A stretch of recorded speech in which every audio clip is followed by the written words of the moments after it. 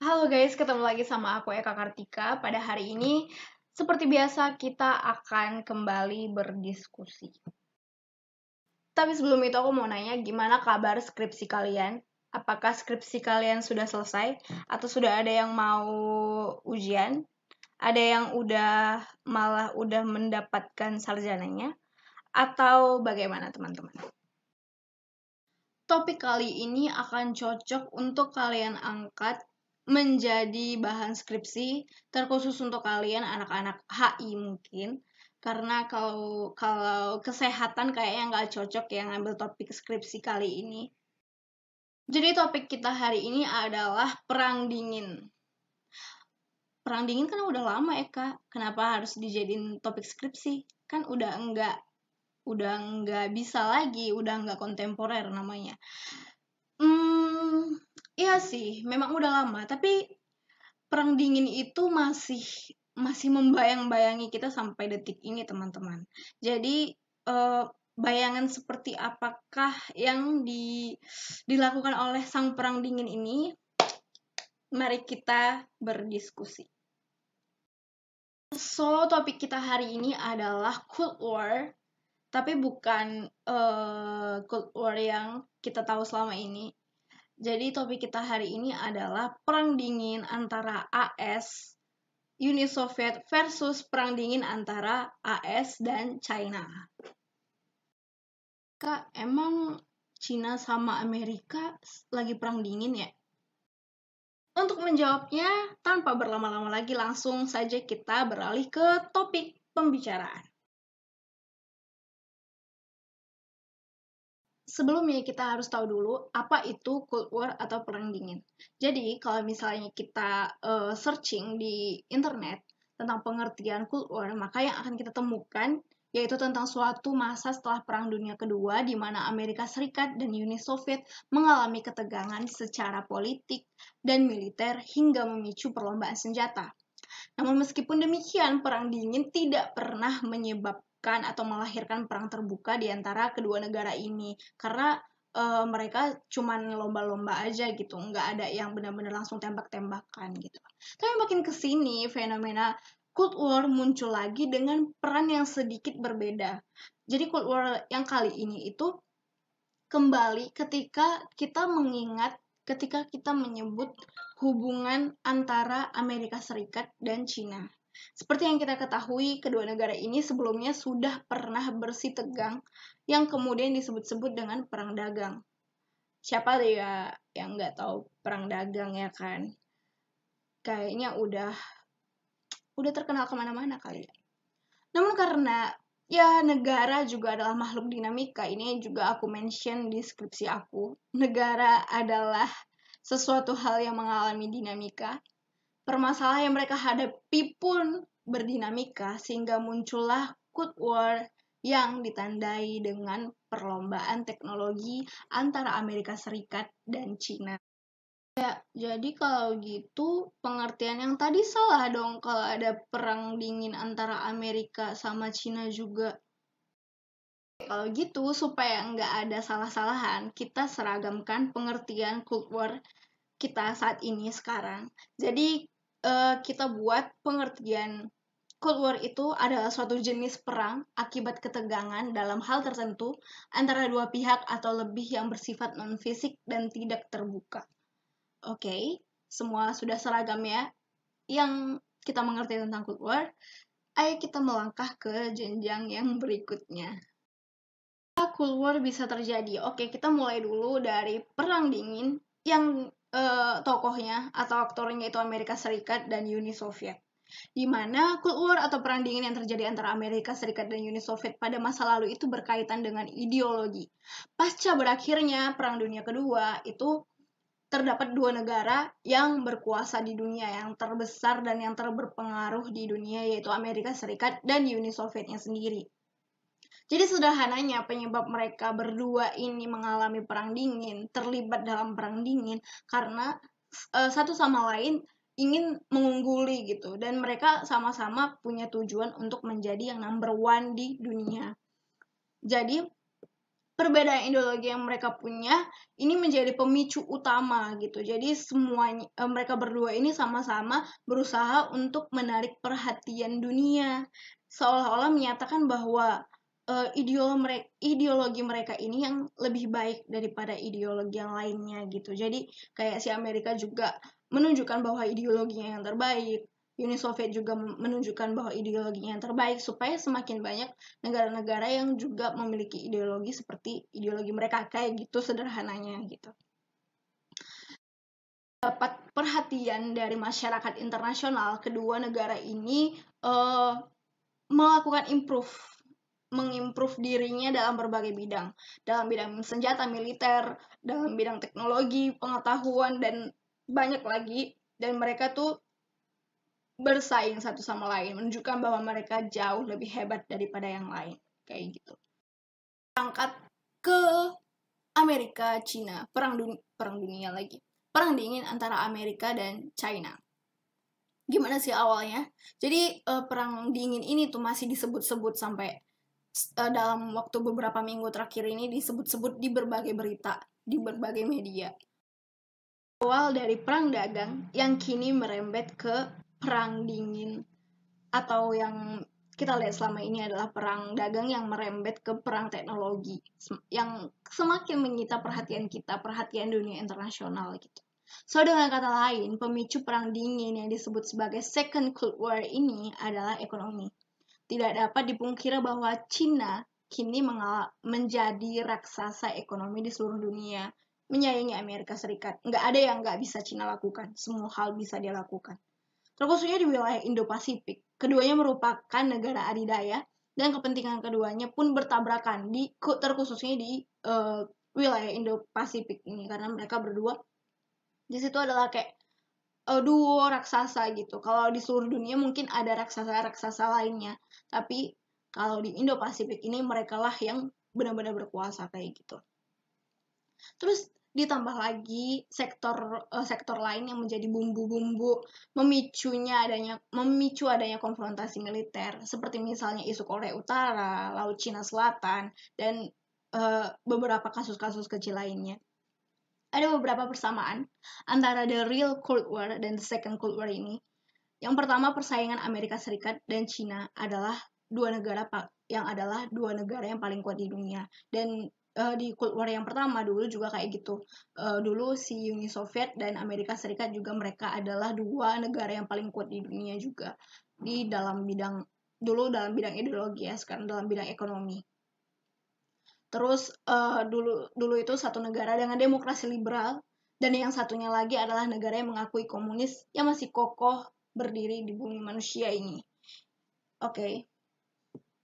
Dan juga Cina juga seperti itu saat ini. Mereka juga berseberangan di bidang ideologi.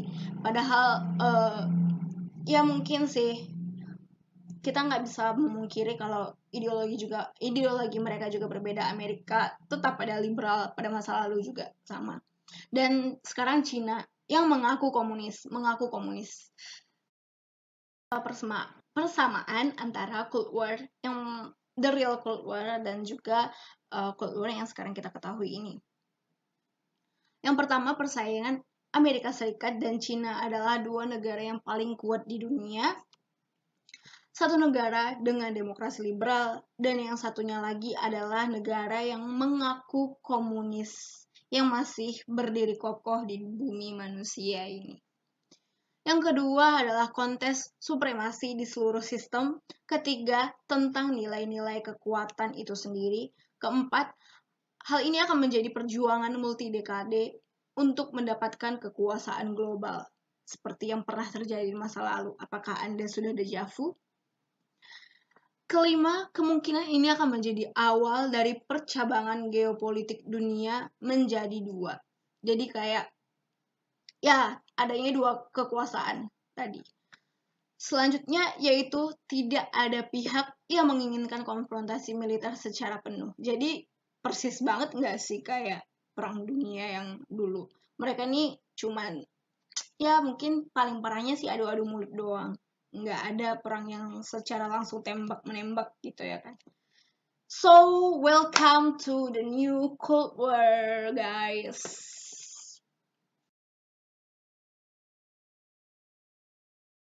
Pertanyaan berikutnya adalah bagaimana Cold War terjadi? Kita mulai dari the real Cold War. Jadi perang dingin antara Amerika Serikat dan Uni Soviet diawali dengan didirikannya tembok Berlin yang membagi Jerman Barat dan Jerman Timur pada tahun 1946. Tembok ini tidak hanya membagi Jerman tetapi juga berimbas pada terbaginya Eropa menjadi dua bagian, yakni kapitalis dan komunis. Sejak tahun 1947, Uni Soviet sudah memperlihatkan aktivitasnya untuk menyebarkan komunisme ke Eropa Barat dan menjadi awal permulaan ketegangan antara keduanya. Amerika Serikat meluncurkan Marshall Plan yang merupakan bantuan kepada negara-negara yang berada di bawah pengaruhnya yang terdampak Perang Dunia Kedua. Sebagai tandingannya, Uni Soviet meluncurkan Molotov Plan yang menggunakan bantuan yang merupakan bantuan yang diberikan Uni Soviet untuk negara-negara Eropa Timur yang terdampak Perang Dunia Kedua. Selain itu, pendirian NATO, North Atlantic Treaty Organization, oleh Amerika Serikat kemudian disusul oleh Uni Soviet yang mendirikan Pakta Warsawa. Sampai di sini udah kelihatan banget persaingan mereka, guys. Selanjutnya ada dalam bidang teknologi. Dalam bidang teknologi, kedua negara ini sama-sama bersaing menciptakan teknologi nuklir dan berlomba-lomba melakukan uji coba. Udah tahu tuh nuklir itu bersifat pemusnah massal nih. Kalau mereka lanjutin bisa-bisa riwayat bumi manusia kita tinggal nama saja. Selain perlombaan senjata nuklir, kedua negara ini juga bersaing dalam antariksa. Uni Soviet meluncurkan Sputnik 1 pada 4 Oktober 1957 yang merupakan satelit pertama yang mengorbit bumi.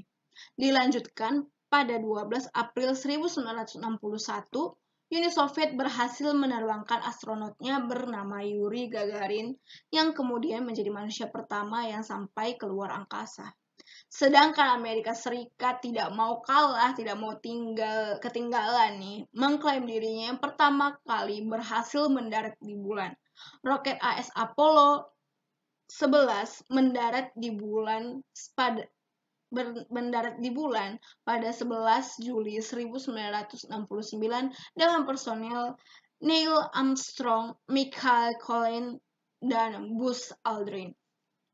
Oke, semangat guys, persaingan kalian memang luar biasa. Perang dingin yang lebih dahulu kita kenal ini mengakibatkan Jerman Barat dan Timur terpisah, Vietnam Utara dan Selatan terpisah, hingga yang masih dapat kita saksikan hingga detik ini yaitu Korea Utara dan Korea Selatan. Sedangkan perang dingin ini berakhir ketika Pakta Warsawa runtuh dan Uni Soviet bubar pada tahun 1991. So, gimana sama the Second Cold War? Oke. Satu dari sekian hal yang membuat buruknya hubungan Amerika Serikat dan Cina di samping perang dagang adalah coronavirus. Trump menyalahkan Cina atas menyebarnya virus tersebut serta seringkali menggambarkan virus tersebut dengan sebutan yang rasis kayak virus Cina, virus Wuhan, Kung Flu.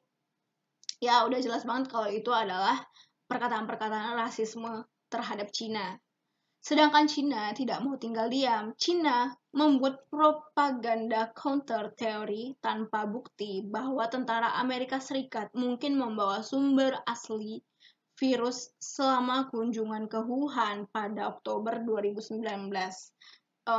Aku belum tahu teman-teman apa yang mereka ngapain waktu Oktober 2019 itu. Sedangkan AS lagi nih, AS menuduh adanya percobaan pencurian penelitian vaksin COVID-19 yang dilakukan oleh Li Xiaoyu dan Dong Jianzi. Ratusan perusahaan dibobol, 2 kontraktor keamanan AS diretas, sandi dipasok ke Kementerian Keamanan Cina, berusaha mencuri vaksin biotech dan target peretasan ke beberapa negara. Jadi ternyata target peretasannya itu bukan Amerika menuduh kalau target peretasan yang dilakukan oleh China ini bukan cuma Amerika Serikat saja, tapi di beberapa negara lainnya gitu. Sedangkan China juga tidak mau kalah atas tuduhan-tuduhan yang lain-lainnya itu. Dia menuduh, sedangkan China juga memberikan tuduhan, yakni adanya teror bom diplomat China di Washington. Beberapa diplomat China di US mengalami teror pembunuhan, penghinaan pada PKC terkait corona, dan tuduhan penyebaran virus. Jadi intinya China ini merasa nama baiknya dicemarkan oleh Amerika. Oke, pemicu lainnya yakni perang dagang yang berawal dari tuduhan Amerika Serikat terhadap China yang menyatakan bahwa China mengeksploitasi hubungan perdagangan kedua negara. AS atau Amerika Serikat menjual jauh lebih banyak daripada yang dibeli. Trump kemudian menetapkan hukuman tarif untuk barang-barang China dan dibalas juga oleh China. Jadi mereka balas-balasan. Selain itu, ada pula kasus lain yaitu kasus Laut Cina Selatan yang tidak terluput menjadi penyebab The Second Cold War antara Amerika Serikat dan China. Trump menentang pernyataan kedaulatan China dan kontrol atas sebagian besar wilayah Laut Cina Selatan, termasuk jalur vital pelayaran maritim.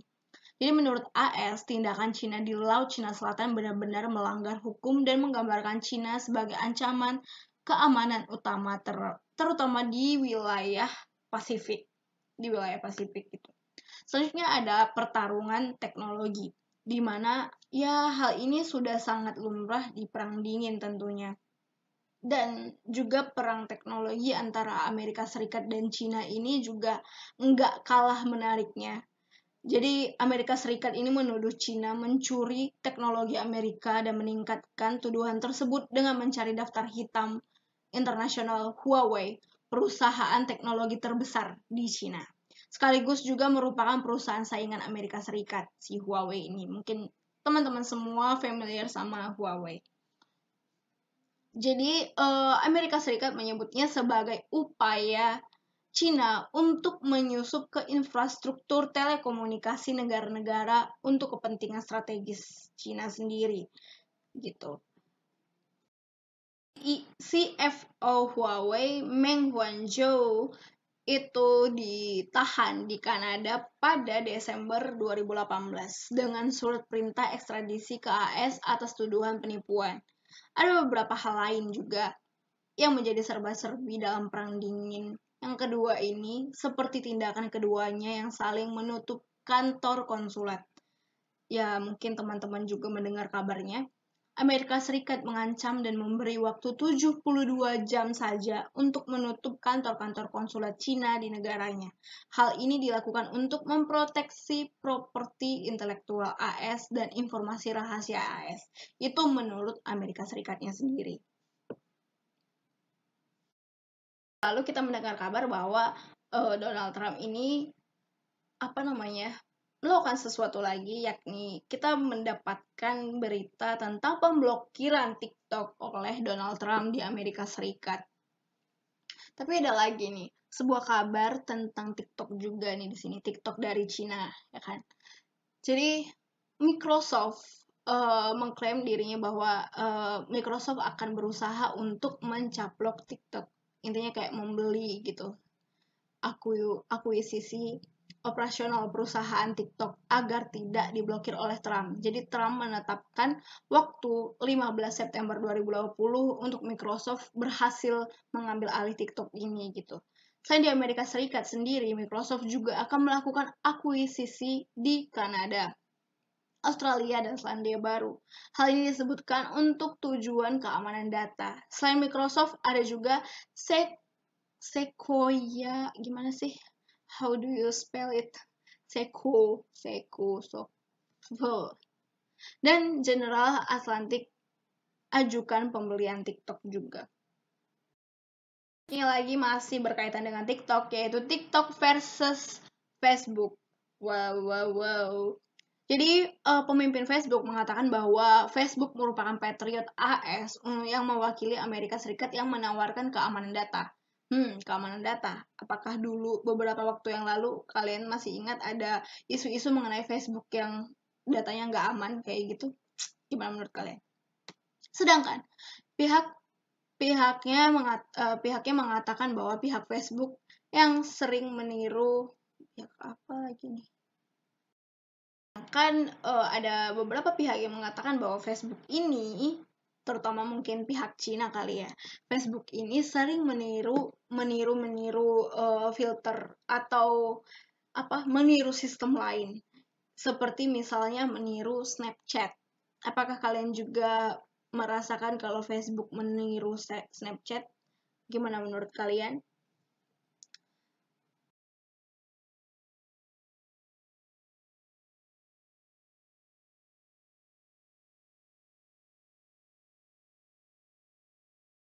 Jadi ada berbagai hal yang terjadi antara Amerika Serikat dan juga Cina, sehingga banyak orang-orang dunia internasional mengatakan bahwa this is the second Cold War gitu kan. Ya, ini perlombaan secara ekonomi yang mungkin akan berdampak pada negara-negara lainnya di sekitar mereka, tapi mungkin nggak terlalu kecipratan banget. Mungkin yang kecipratan itu yang ya pemeran utamanya lah pastinya Amerika Serikat dan Cina. Mungkin kerugian demi kerugian nggak bisa dihindarkan gitu. Dan mungkin ya jangan sampai perlombaan senjata ya teman-teman.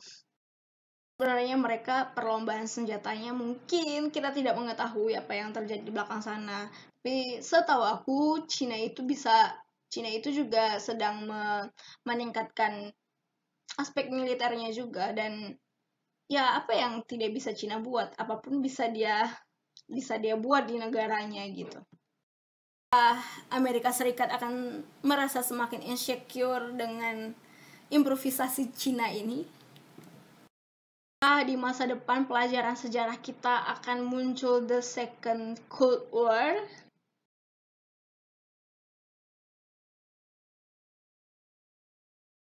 Boleh banget teman-teman semua berspekulasi, dan untuk teman-teman yang belum skripsian, yang lagi cari judul skripsi, boleh banget menganalisis hubungan antara Amerika Serikat dan Cina ini, karena ini topik yang sangat menarik dan topik yang cukup baru, sangat hangat. Jadi aku yakin data-data masih banyak bertebaran di mana-mana. Biarkan orang-orang mereka berperan dan Anda mendapatkan keuntungannya. Jadi guys, itu dia tadi. Mohon maaf kalau misalnya aku ada salah kata atau ada informasi yang miss, karena mungkin ada beberapa update kali ya, karena topik ini diteliti, dibahas di video ya. Maksudnya disusun beberapa waktu yang lalu, sehingga mungkin udah banyak perkembangan sampai detik ini, sampai hari ini. Mungkin kalau teman-teman ada mendapatkan hal baru, mendapatkan fakta-fakta baru dan kejadian-kejadian baru terkait perang dingin kedua, terkait the second Cold War antara Amerika Serikat dan China, boleh banget ditambahin di kolom komentar teman-teman. Guys, udah nonton? Oke. Di sini aku mau kasih tahu kalian kalau aku tidak memihak kepada siapa-siapa, aku tidak memihak pada Cina, aku tidak memihak pada Amerika Serikat. Biarlah mereka berperan, memainkan peran mereka, biarlah mereka berdrama, biarlah mereka berdialog, biarlah mereka melakukan apapun yang mereka suka, selama mereka tidak perlombaan senjata sih. Ini nggak boleh sih menurut aku, janganlah sampai ya, jangan sampai mereka perlombaan senjata, itu berbahaya bagi nusa dan bangsa Indonesia. Nggak cuma Indonesia, berbahaya bagi seluruh dunia. Oke guys, sekali lagi terima kasih udah nonton, dan buat kalian yang mau terus ngikutin video aku, jangan lupa subscribe, dan kalau kalian suka videonya jangan lupa like, dan kalau punya komentar dan punya informasi baru, sangat-sangat diizinkan untuk menaruh komentar kalian di kolom komentar tentunya, dan sangat-sangat dipersilahkan, sangat-sangat dianjurkan bahkan untuk kalian teman-teman aku yang ingin nge-share ke teman-teman yang lainnya yang membutuhkan, yang juga harus tahu informasi ini, yang mungkin suka sama pembahasan ini, boleh banget di-share. Oke guys, thank you, bye.